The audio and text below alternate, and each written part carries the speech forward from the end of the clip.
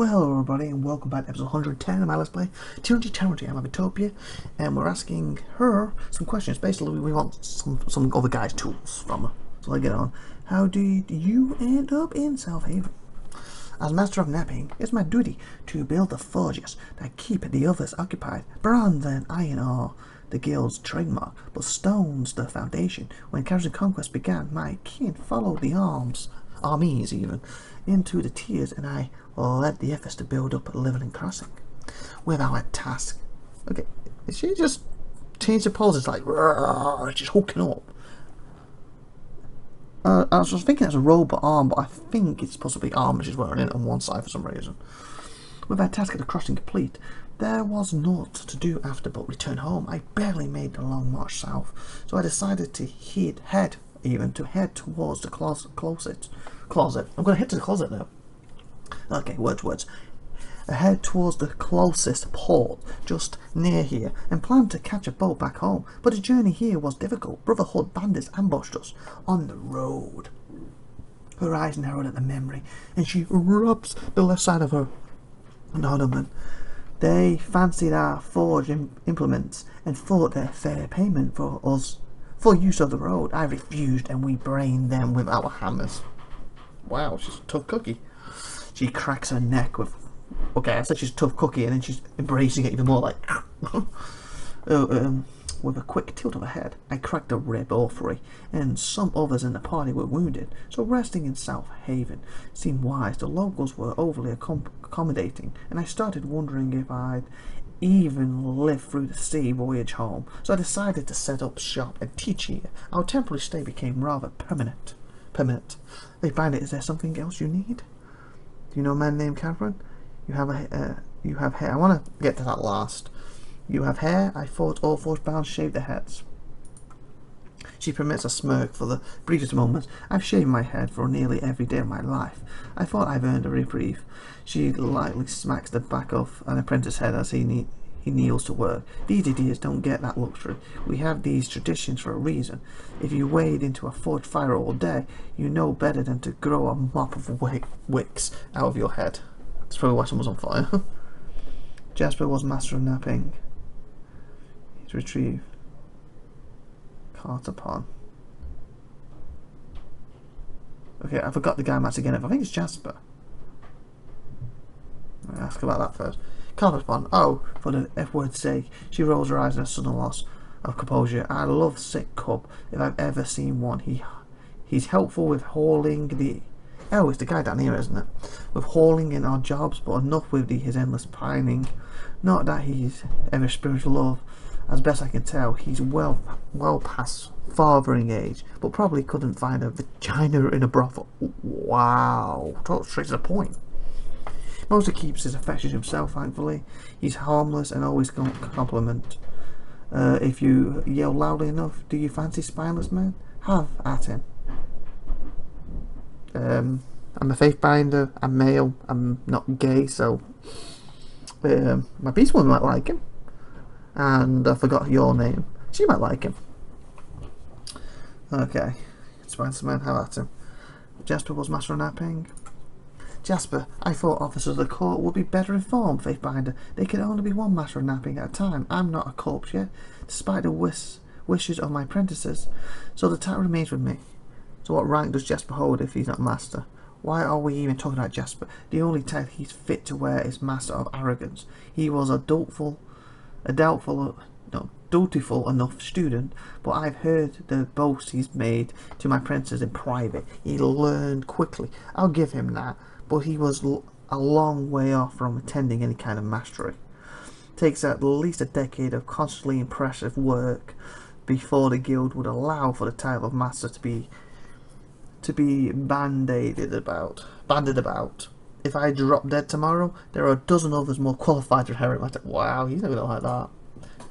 She let out a long sigh, her eyes narrowing as her upper lip twitches. What gave you this notion that Jasper is master of napping? Jasper's claimed that title for himself.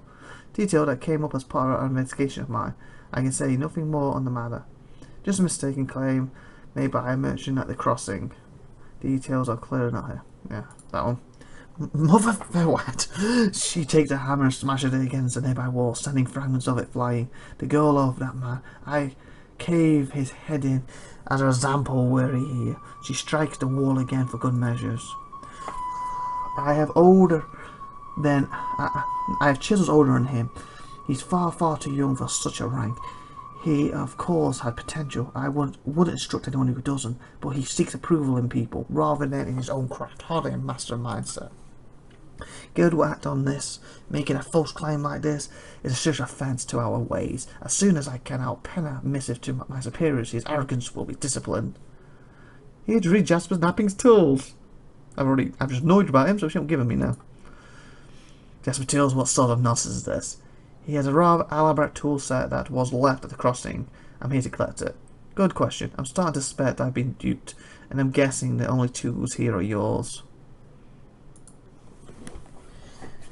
To commemorate my 50 years with the guilds, Aaron made me a tool set of the most exquisite craftsmanship. No doubt that's what Jasper has in mind. After we left Lesbian Crossing, I noticed the set was incomplete. Several key hammers and chisels, one of my best loops, all missing at the time. I assumed the fault lay with me. The way to South Haven wasn't without its troubles, and I assumed I misplaced things during the shuffle. I would never have guessed that Jasper would steal them from me, from his own master. Wow. So, we got this guy who thinks he's the greatest thing on God's green earth, so to speak. And he's claiming to be. And then we have this other guy who's basically trying to help with the magic thing, and he wants someone dead. They're both just as bad as each other. Also, I let the other guy live. The person he wanted dead, but I got his tools back. See what she said. My knees were all good for sprinting. I'll chase down that ungrateful rank and pulverize his skeleton one bone at a time. Her rage seems to vanish with a shrug and a smile. And I suppose making tools is what I do best. Not like I can't replace what was lost, but those tools were a gift, and not even I can fashion them down out of the rock. I'm not sure how exactly I can help you with this situation, Faithbinder. What makes these tools so special? I need these tools. I misunderstood the situation. The tools should remain with you. I misunderstood the situation. The tools are rightfully yours. Wish to lose your life over a set of billiard hammers? So be it. What makes these tools so special? Zina fashioned them as part of a series of works inspired by some pre-war study to the Tiecaster. In their ways, she took it upon herself to spend a year working only with the crystals and metals the casters used in their design. My tools were some of her best pieces that came from this year's experimentation. So basically, the guy set me out here on a wild goose chase and lied to me. Don't lie to me, boy. Try not to make a big deal about having tools inspired by Tasman's magic, but they are the finest I've used. I guess the idea is that some of the moonlight's energy remains trapped in the business, and of the tools, all I know is that with them in hand, I can work faster and with more precision and strength. In truth, I can do just fine with lesser tools. As much as I adore the setters that have made me, nobody can make a handle to fit my hand quite like I do. She picks up a small hammer and twirls it in her hand, but if Jasper thinks he can claim the rest of my tools and pretend to greatness, that ungrateful wrench is dead to me. Interesting idea. If my knees were still good for sprinting, I'll chase down that ungrateful rank and pulverize his skeleton one bone at a time. That's the same you said before, not like I can't replace them. Still the situation. The tools should remain with you. Yeah, I ain't gonna take him back, he's lied to me. Thank you, Faithbinder. She visibly relaxes, as do several of her apprentices, who quickly return to their duties. I'm glad we could clear up this misunderstanding, and I'm sorry that one of my own deceived you. As his instructor, I should have spotted the flaw in his sculptures. The shame is mine that he was not cleft from the ranks sooner.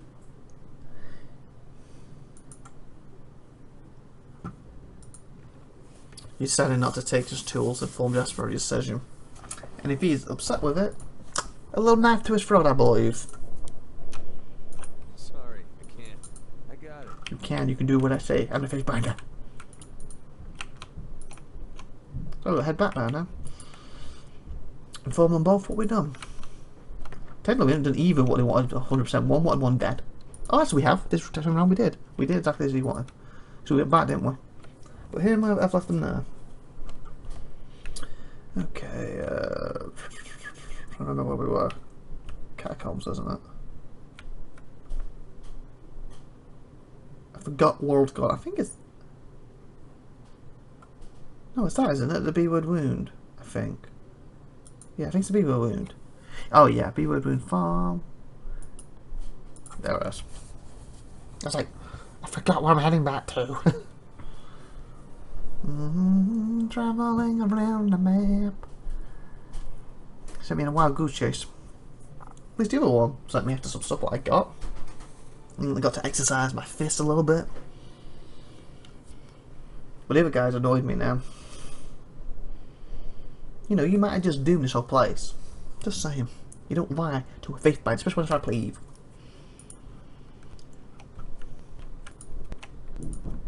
Since we're more in tune with him, we'll give him his stuff first, in case his turns ugly.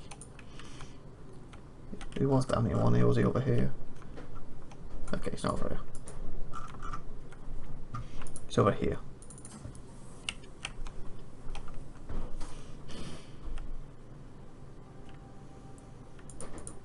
And we went to him first, and he spoke all the right words, but nope, not good enough. What else do you want from me? I have news regarding Phoebe. You have? Well, out with it then. What happened? Don't take out with it. Don't annoy me. I'm in a bad mood after what he did. Here's a turmeric medal and you were really after. You lost a tomb. You found it. Excellent. Snatches the tomb with its eager hands. I feared this knowledge was lost for all time. Thank you. I assume that the deed is done. I trust Phoebe is no more. She's dead as requested.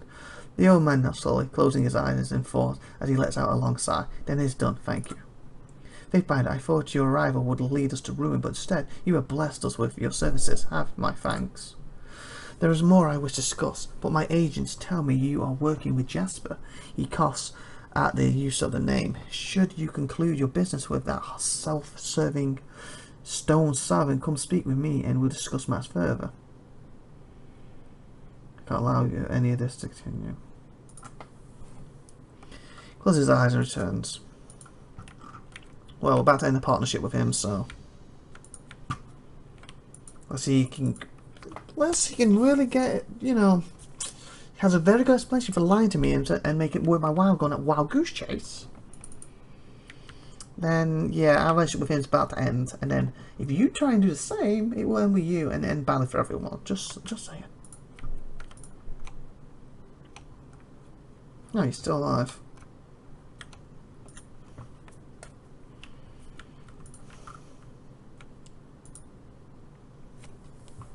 Faithbinder, you returned. Was there something else you needed? I decided not to take back your tools. His smile vanishes and he quickly places with a mask of carefully suppressed rage. Faithbinder, that news is beyond displeasing to me.